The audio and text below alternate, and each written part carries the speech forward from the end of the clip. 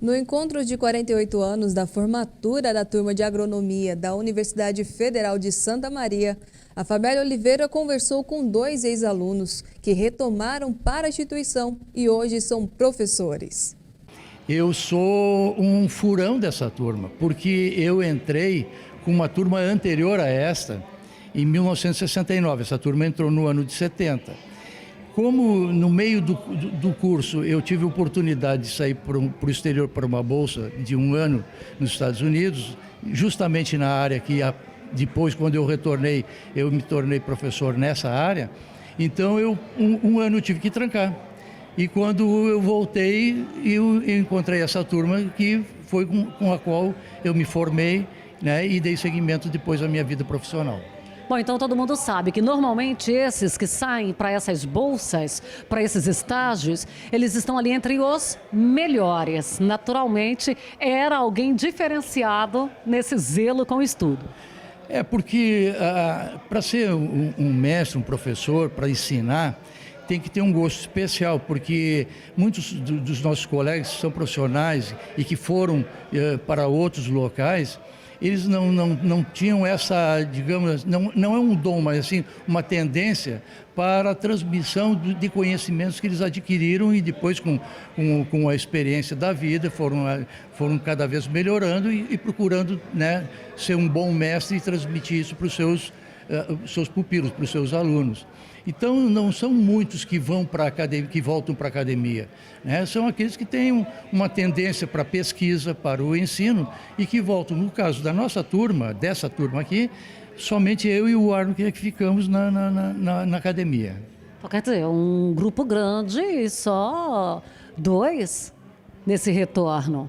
E às vezes o barulho que você está ouvindo aí é a turma reunida. Agora fechou aqui um pouco da porta, deu uma aliviada boa e o Arno está aqui. Arno, você foi na área de máquinas, de mecanização? Exatamente, mecanização agrícola. Na verdade, quando nós nos formamos, a disciplina se chamava Mecânica, Motores e Máquinas Agrícolas. Depois de algumas reformas, quando a gente já estava na ativa, virou Mecanização Agrícola. Tá certo? Essa disciplina ainda existe hoje dentro da grade da agronomia? Existe. Em alguns cursos, como no nosso em Santa Maria hoje, são 2 disciplinas. Você estuda as máquinas numa e a gestão das máquinas ou a mecanização numa segunda disciplina. E teve muita diferença de lá para cá com essa questão das máquinas agrícolas? Uau! Então, Fabélia, eu estava pensando sobre isso, até numa live que a gente fez outro dia, como os tratores, como as máquinas evoluíram, né? Quer dizer, quando a gente estudou, nós tínhamos 2 tratorzinhos, dá para falar a marca, né? Massey Ferguson, daqueles bem antigos, né? Que hoje estão nos museus, né? E hoje você conhece melhor que eu, nós temos aí os tratores com piloto automático, é padrão de fábrica, né? E toda a comunicação via satélite. Então, realmente, tanto o trator como o implemento evoluíram muito. Quer dizer, quando a gente estudava uma velocidade de plantio, por exemplo, de uma plantadeira, no máximo era 7 km por hora. Hoje nós temos máquinas aí funcionando e muito bem a 16 km por hora. Especialmente na nossa região de Cerrado, no Mato Grosso, no Goiás, que o pessoal quer velocidades maiores de operação, porque tem janelas mais curtas, né? Você passar de 7 a 12 ou 16 km por hora é um avanço espetacular. E toda a engenharia da máquina evoluiu. A qualidade das peças, a qualidade dos componentes. Hoje você praticamente não tem reposição, você não precisa de uma concessionária 24 horas por dia, porque a máquina realmente é dura, ela aguenta o tranco, como o pessoal fala aí para fora, né? Essa é a grande evolução que aconteceu. A coisa mais bacana que eu acho é quando eles falam assim, você sabe melhor do que eu, que aí o telespectador fica pensando que eu sei. Aí eu finjo que sei e vou passando aí, sabe, o pessoal achando que eu entendo do assunto, olha só. Agora a gente está falando aí de plantadeiras. Sim. Pulverizadores também entra ali nesse mesmo estudo? Totalmente. O pulverizador, ele evoluiu também com essa mesma intensidade, porque ainda é, vamos dizer ali, um ponto que o produtor se preocupa muito, que é, aí vem o entupimento de bicos, tamanho de gota, tudo isso aí. Ele consegue fazer isso aí, ele já tem uma noção lá na universidade? Ah, sem dúvida, sem dúvida. É um dos pontos altos. Na verdade, em muitas faculdades, tem uma disciplina que se chama Tecnologia de Aplicação. Estuda só a aplicação de agroquímicos e basicamente via pulverizador. E aí nós temos que lembrar que junto com a máquina que se adequou a esses produtos, evoluíram muitos produtos também, né? Você tem hoje, por exemplo, fertilizante, ou falando em pulverização, quer dizer, os dispersantes, esses produtos químicos que melhoram a cobertura, são muito mais evoluídos, mais modernos, biodegradáveis, né, do que eram no tempo que a gente estudou. Quer dizer, quando nós fizemos faculdade, era química pura, quer dizer, o produto agrícola era um produto químico, né?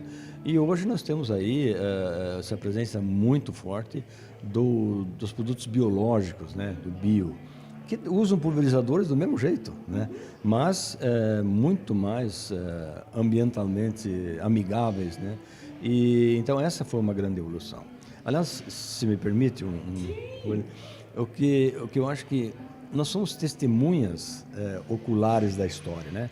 Quando nós fazíamos faculdade, nós vimos os primeiros experimentos, não é nem experimentos, eram demonstrações de plantio direto, né?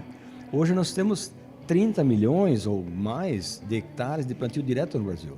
70%, 80% das lavouras de grãos são por plantio direto. Nós vimos as primeiras demonstrações, as primeiras máquinas que não funcionavam, né? E os herbicidas que não eram tão adequados. Então, veja, nesses 48 anos, a evolução dessa tecnologia. Cana-de-açúcar. Quer dizer, quando nós estudamos, eu me lembro bem numa discussão que eu tive com o pessoal de uma fábrica finlandesa sobre a área de cana no Brasil. Eles falavam que o Brasil era um mar de cana. E nós tínhamos 3 milhões de hectares de cana. Hoje nós temos talvez 8 milhões de hectares de cana, com muito mais tecnologia, com conservação do solo, com transporte que não compacta tanto a terra e tal. Então, realmente, o que a gente... Aí vem a tecnologia até do pneu. Exatamente, capacidade de suporte e tal. E o que a gente viveu e o que a gente acompanhou, quer dizer, lá mesmo na nossa cátedra, na nossa disciplina, várias evoluções de máquinas surgiram das nossas discussões, das nossas lutas, né? Da minha dissertação de mestrado surgiu uma geração de máquinas de aplicação de fertilizantes muito interessante, né? E outras coisinhas aí que a gente foi participando. E isso hoje, quando eu olho para trás, me dá muito orgulho, né? Eu vejo uma máquina numa concessionária, isso aí saiu de uma ideia minha, saiu uma discussão, às vezes até uma discussão numa janta, num restaurante qualquer. Então, realmente, além, é claro, dos trabalhos publicados e etc, etc. Então, isso evoluiu muito. E eu estava conversando ontem com o Juca, né? Quer dizer, o frango, né? Quando nós estudamos, eu não vou falar o número agora, porque senão ele vai me bater depois, mas assim, a maturação de um frango para corte, um broiler, né, Juca? Era o quê? 70 dias, uma coisa assim. Ou mais. Hoje nós estamos tirando frango com menos de 50 dias, com o mesmo peso. Isso é genética, isso é tecnologia, isso é trabalho deles também, né? Participando e além da ração, do alimento e etc. melhor. Então, realmente, eu acho que cada um de nós, que você vai conversar aí, tem essas pequenas contribuições, os que estão no campo, né? Grandes contribuições. Ok. Esse pessoal que está no campo, né, como tantos aí, mas vamos citar o Valdecir, né, que dá um feedback para as empresas, para as indústrias, né, e eles vão melhorando em função dessa demanda, que é uma demanda real do campo real. E nós temos um número grande de produtores agrícolas de sucesso, graças a Deus, né, e que estão até hoje contribuindo. A gente não vê ninguém falar em se aposentar, né, isso que é interessante. Essa é uma parte espetacular, essa turma não se aposentar. E quando você, Arno, falou aí desses experimentos de plantio direto, eu me recordo do primeiro dia de campo que eu fui fazer cobertura, se eu não me engano, foi em 1993, em Costa Rica. Não me recordo em que propriedade, eu não me lembro de detalhes. Eu sei que era uma coisa assim diferente. E eu me desloquei de Jataí a Costa Rica para fazer a cobertura desse dia de campo, porque era algo assim, plantio direto, não sabia nem exatamente o que era o plantio, o conceito de plantio direto. Tinha que chegar lá e compreender o conceito de plantio direto e ver qual era o resultado daquela lavoura para, então, fazer o meu texto, porque não tinha condição. Agora, quando fala do frango, vamos falar exatamente disso aí, um pouquinho da nutrição, porque a função do Sucesso no Campo é quebrar aqueles mitos, é trazer a informação. E tem gente que fala, porque é muito hormônio nos frangos. Prova disso está aí, ó. E aí, o que é? Ótimo. Isso é uma oportunidade para a gente tentar desmistificar. E durante 35 anos que eu estive na universidade, eu sempre procurei colocar na cabeça dos estudantes para que eles multiplicassem a verdade sobre isso. O Arno estava falando que quando em 1970, 71 por aí, um frango levava em torno de 80, 90 dias para alcançar 1,5 kg, mais ou menos, e comia em torno de 5,5 kg, 6 kg de ração, um índice de conversão de 3, precisava de 3 quilos de alimento para produzir 1 quilo de frango. Com a evolução da genética, do melhoramento, da ambiência, da nutrição, principalmente isso, e da sanidade, hoje nós estamos conseguindo frangos com uma média de 2,2 kg com 42 dias, com um índice de conversão de 1,7, ou seja, um frango não come nem 4 quilos. Isso é fruto de quê? De pesquisa, de investimentos na área de genética, nutrição, etc. Porque na época não se conhecia, recém estava iniciando a produção de vitaminas sintéticas. O frango, como é que ele era criado? Ele era criado solto, né? Em 1 hectare se colocava 2.000 aves, 5 metros quadrados por ave. Hoje, num ambiente controlado, onde as aves vivem melhor que muita gente da nossa população, infelizmente, nós temos um ambiente onde o nível de poeira é controlado, o nível de amônia é controlado, tudo isso, e se faz uma renovação do ar de um pavilhão desses de 20 metros por 200 de comprimento em 6 segundos, com exaustores de alta potência, uma mecanização muito, muito, muito eficiente, e nós temos então um ambiente onde o animal, em pouco tempo, ele consegue atingir o seu peso. Agora, por que dizem que o frango tem hormônio? Por causa justamente dessa velocidade de crescimento e dessa possibilidade, porque não se conhecia aminoácidos essenciais para as aves. Hoje, todos os aminoácidos que não são fornecidos via milho, soja, farinha de carne e outros ingredientes são 60 ou 80 ingredientes que nós podemos utilizar para a fabricação. Isso aí não é hormônio. Não é nada de hormônio, tudo é natural. E então eu vou explicar por que não se usa hormônio.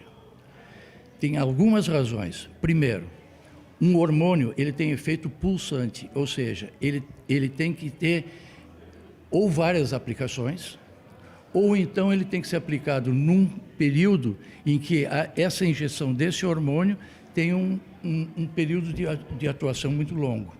O que acontece? Um hormônio de crescimento, para ter efeito, ele leva em torno de 80 a 90 dias. O frango é batido com 42. Bom, essa informação é fundamental. Então, Segunda coisa, um hormônio é muito caro. E uma aplicação de um hormônio num frango custaria 3 vezes o preço que esse frango teria. Então, é completamente antieconômico. Terceira coisa, para injetar um hormônio num pintinho, hoje um aviário de 20 metros por 40, por 20 metros de largura por 200 de comprimento, abriga em torno de 40 a 50 mil aves. eu teria que fazer manualmente um a um. Injetar um a um. Por quê? Porque esses hormônios via oral eles não têm funcionamento. Quando chega no estômago, porque o hormônio nada mais é que uma proteína. E quando chega no estômago, essa proteína é degradada. E vai se transformar em aminoácido que vai para o crescimento do frango. Mas como aminoácido, não como hormônio. porque ele é degradado. Então, Teria que ser vetado. Tá? Então, além disso, tem outras coisas que uma característica da ave. A galinha, ela só reconhece seus próprios hormônios. Ela, por exemplo, para induzir cio em éguas e coisas, se usa hormônios de outras espécies, pode-se utilizar outros hormônios de outras espécies. A galinha não aceita, então esse hormônio não é transformado em nada. Então é completamente inócuo injetar um hormônio da própria galinha na galinha. Além de tudo que eu falei, de que não tem efeito, do custo, né, do manejo dos animais e assim por diante. Então, o hormônio não tem efeito nenhum, ninguém usa hormônio, além de que a aplicação de qualquer tipo de hormônio em animais, mesmo de reprodução, é proibido pela legislação.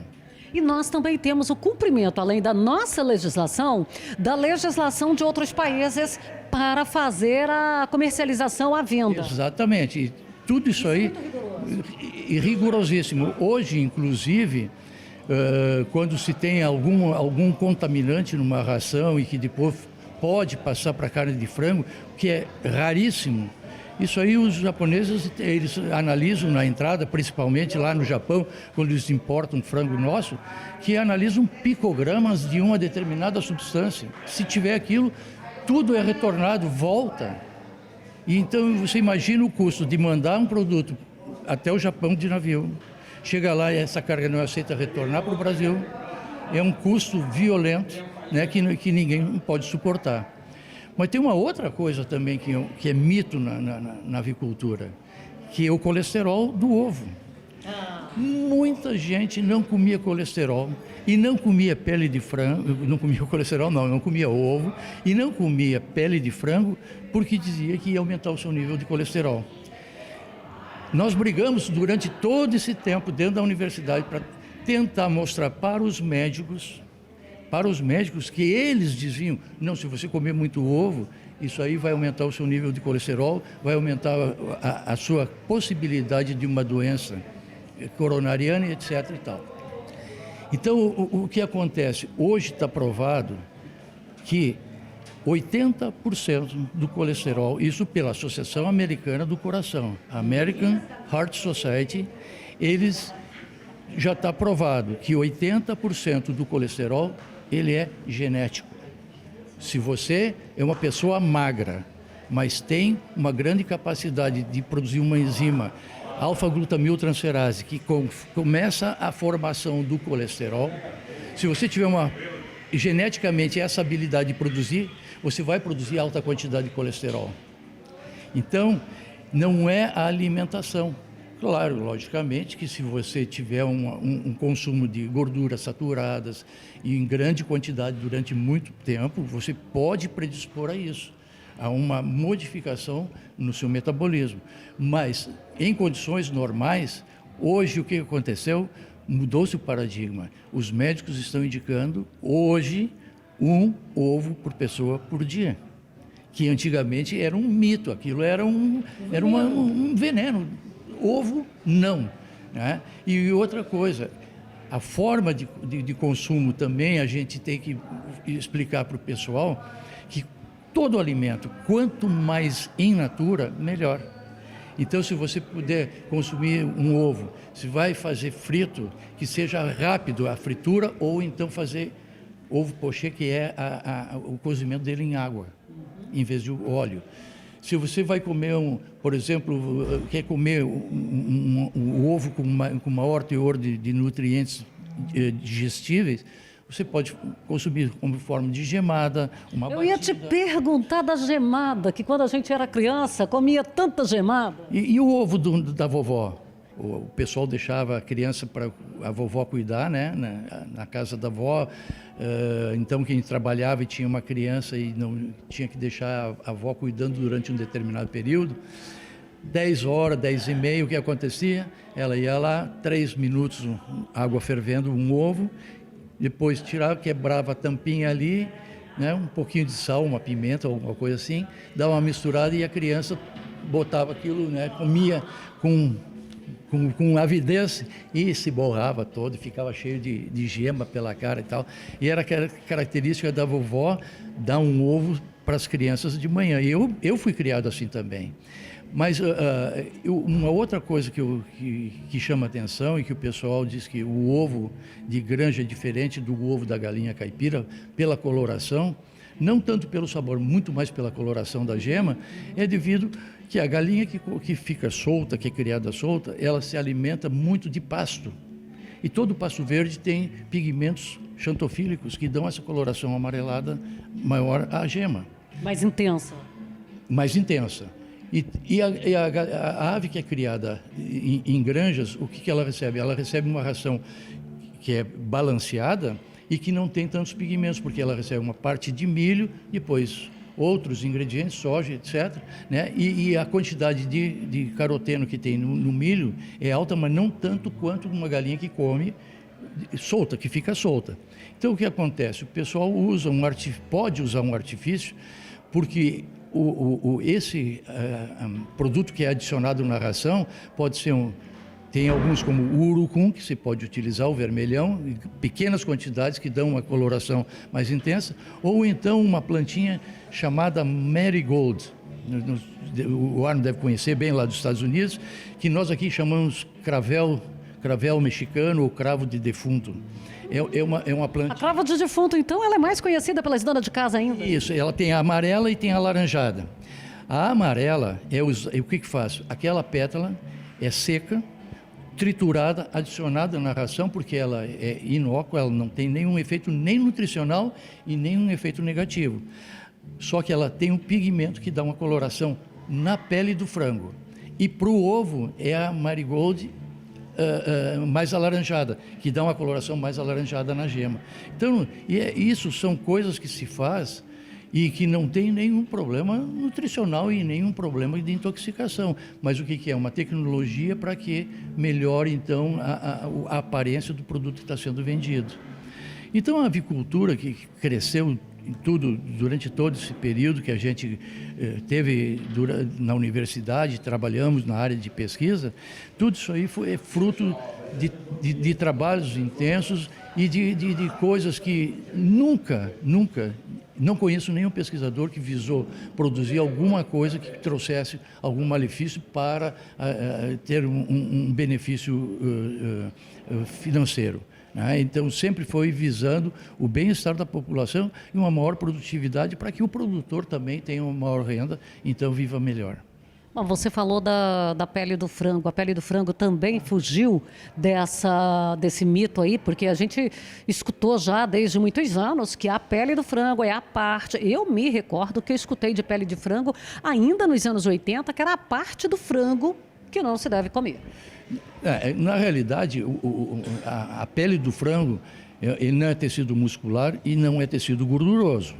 O que tem de gordura no frango é a gordura subcutânea. Então, a cutis, que é a pele, ela está em contato com a gordura.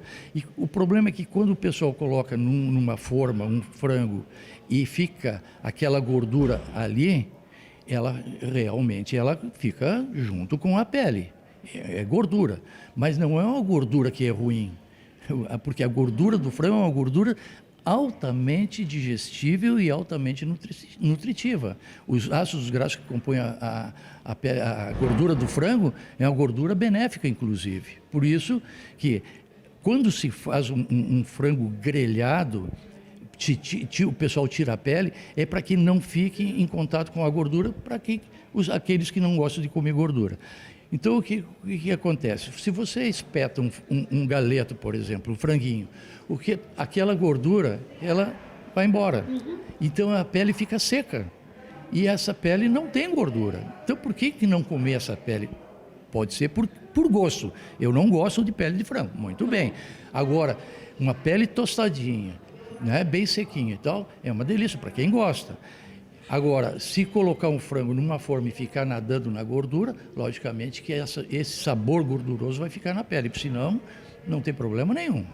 Bom, e aí aqui a gente poderia ainda continuar a conversa por muito tempo, mas eu já vou encerrar, porque as máquinas são espetaculares, o frango, e aí também, olha, eu acho que deu para a gente ter uma conversa bem gostosa. Fabeli, também a louvar essa parte de mecanização, porque quando se fala em mecanização, todo mundo pensa trator, colheitadeira, pulverizador. A mecanização na área de produção animal, você vê, hoje as ordenhadeiras mecânicas, fabulosas, um trabalho que melhorou a vida do produtor de leite de uma maneira infinita. Também essas máquinas que são utilizadas na avicultura, na suinocultura, comedouros automáticos, que hoje não precisa mais estar levando ração, tem um silo, esse silo tem umas linhas de sem fim, de caracol sem fim, que vão distribuindo nos comedouros. Então, a mão de obra diminui, aquela mão de obra pesada. Porque eu até falo assim, que hoje essa tecnologia tirou a escravidão, que alguns às vezes querem falar de escravidão, eu falo, ela foi tirar a escravidão. Exatamente. Então, veja a importância que tem. Nós dois estamos aqui, um na área de mecanização, que essa mecanização auxiliou na parte de produção e a parte de produção que precisou da mecanização para poder se aprimorar, né? Então, para ter esse frango de 42 dias. Graças a Deus. E a hora que falou aqui das ordenhadeiras, vale a gente lembrar, porque às vezes pensa em mecanização, pensa só em grandes propriedades, mas nós temos lá aquelas ordenhadeiras pequenininhas para atender o pequeno, para dar conforto para ele, para dar condição para ele trabalhar melhor, né, Arno? Exatamente. E o que o Juca estava falando das máquinas para arraçoamento, para alimentação, os silos hoje, por exemplo, o silo de ração animal, ele tem um transponder e tem um sensor. Ele avisa a cooperativa ou o fornecedor quando está acabando o alimento. O agricultor pode nem tomar conhecimento disso. Chega o caminhão, carrega o silo, vai embora, manda a fatura para o cara. Nós estamos nesse nível de automação da mecanização. Quer dizer, eu conheço produção suína, onde o sujeito entra um funcionário 20 minutos por dia para verificar se tem leitão morto ou machucado. E nos 6 meses ou 4 meses, dosada com antibióticos ou qualquer coisa assim, e a ração automaticamente, e quando há algum problema, quando há uma falta, o fornecedor é avisado, ele vai lá, o produtor só toma conhecimento de que foi recarregado o silo quando ele recebe a fatura, entendeu? Então, o que eu ia complementar no teu encerramento, veja bem, quando nós fizemos faculdade, os professores que tinham mestrado ou que tinham ido para os Estados Unidos fazer mestrado eram ícones, entendeu? Porque era um aqui, um lá e tal. Depois, eu conheci pessoalmente Alisson Paulinelli em 1975, o grande ministro criador da Embrapa. Quer dizer, quando nós estudamos, não havia Embrapa. Houve um momento da nossa formação em que o Almiro Blumenschein foi lá em Santa Maria e recrutar gente para trabalhar na Embrapa. E muitos desses que até hoje estão na Embrapa. Né? Então, até isso, quer dizer, nós vimos o crescimento da melhor empresa mundial de pesquisa e desenvolvimento. E muitas dessas tecnologias que a gente falou aqui passaram também pela Embrapa. Mas o que eu quero dizer quando eu falei do mestrado? Quer dizer, a nossa grande coragem, você imagina, interioranos, né? Meu pai era um pequeno produtor agrícola, quer dizer, era um colono. Daqui a pouco você está em Nova York, você está na Alemanha, como tal, você está na França, onde o Juca estudou muitos anos, entende? Quer dizer, essa internacionalização que nós trouxemos para a universidade.